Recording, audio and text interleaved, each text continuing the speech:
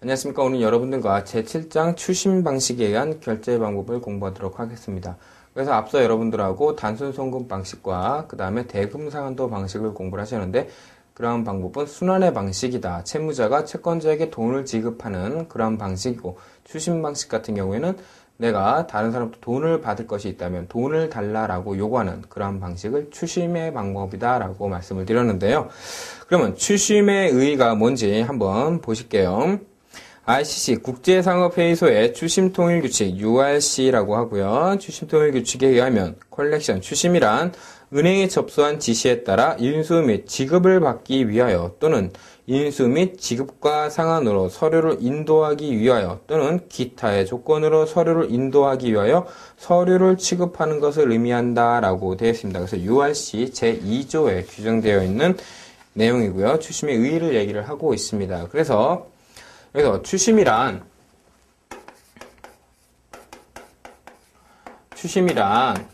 무엇이냐? 1번에 보시면 인수 및 지급을 받기 위하여 인수 및 지급을 위하여 받기 위해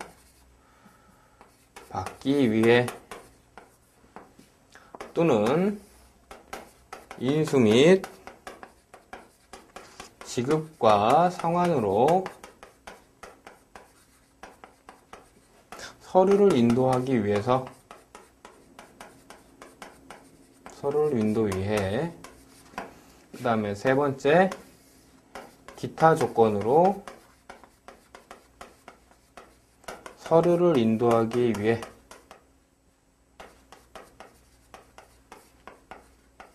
라고 해서 서류를 취급하는 조건이다.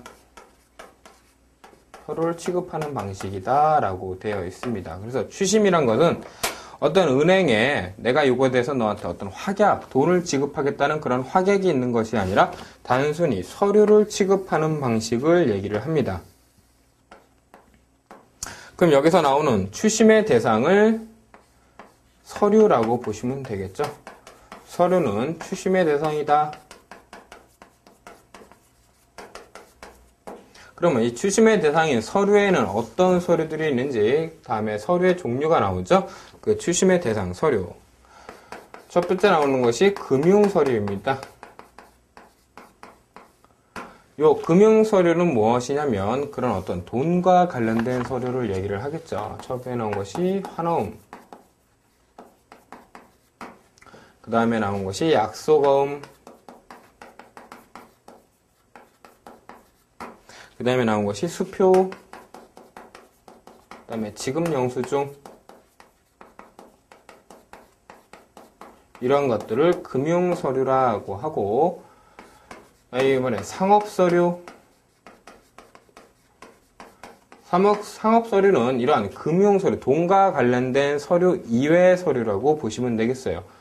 뭐 나오는 것이 이제 송장, 인보이스라고 하는 송장, 그 다음에 선적서류, 물론 선적서류에는 이 송장이 선적서류에 포함이 되기도 합니다. 그 다음에 권리증권, 기타 이와 유사한 서류로서 금융서류 이외의 서류를 상업서류라고 보시면 되겠습니다. 그러면 금융서류 중에 약속어음이란 무엇이냐라고 해서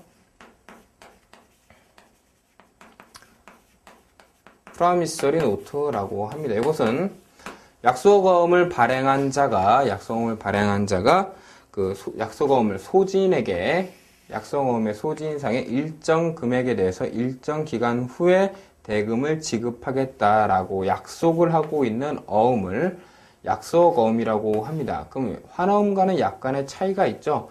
약속어음은 발행인이 소지인에게 돈을 지급한다는 것이고, 환어음 같은 경우에는 발행인이 지급인에게 돈을 지급하라는 그러한 유통증권을 환어음이라고 합니다. 그래서 금융서류와 상업서류로 나눠질 수가 있고요.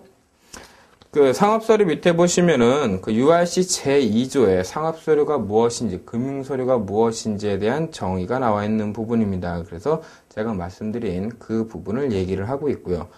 그럼 3번에 추심의 종류는 무엇이가 있는지, 추심의 종류는 지금 화한 추심과 무화한 추심으로 나눠지고 있는데 상업 서류의 첨부 여부에 따라서 이렇게 화한 추심과 무화한 추심으로 나눠지고 있습니다. 그래서 상업 서류가 첨부가 된 금융 서류나 아니면 금융 서류가 첨부되지 아니한 그런 상업 서류만의 추심을 화한 추심이라고 하고, 상업 서류가 없거나 금융 서류만으로 추심을 하는 경우에는 그 무화한 추심이라고 보시면 되겠습니다. 4번에 보시면 추심거래 당사자가 나옵니다. 그러면 추심을 하고 추심 결제 방식에 따라 추심 거래를 하는 경우에 그런 당사자는 누가 있는지, 가로 1번에 보시면 추심 의뢰인이 제일 먼저 나오네요. 추심 의뢰인은 프린시팔이라고 하고, 약정 물품을 선줬고 자신의 거래은행에 수출대금의 추심을 의뢰하는 수출업자 또는 환화음상의 발행인을 추심 의뢰인이라고 보시면 되겠고요.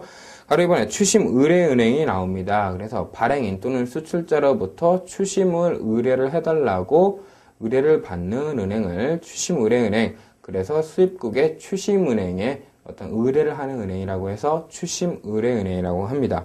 그럼 3번에 추심은행은 어떤 걸까요? 추심은행은 추심 의뢰인으로부터 추심 지시를 받아서 수입자에게 지급인에게 추심을 하는 은행이다라고 해서 추심은행이라고 합니다. 4번에 제시은행이 나옵니다. 제시은행은 그런 추심 거래 시 추심은행이 추심을 하려고 하는데 추심은행이 수입자의 거래은행이 아닌 경우에 추심 서류를 제시은행에 제시를 해서 제시은행이 수입자에게 그런 서류와 한화음을 제시를 하는 은행이다라고 해서 제시은행이라고 합니다. 그래서 추심은행과 그런 수입자 간의 지급인 간의 거래은행이 아닌 경우에 제시은행이 수입자에게 제시를 하게 되죠. 그 다음에 5번에 지급인이 나옵니다. 그럼 발행인에 대해서 대금을 지급할 의무가, 채무가 있는 자를 지급인이라고 얘기를 하겠죠. 그래서 추심거래 당사자 중에서 1, 2, 3, 4번을 기본 당사자라고 보시면 되겠습니다. 추심거래상에 이런 기본 당사자다라고 좀 체크를 해놔 주시면 되겠습니다.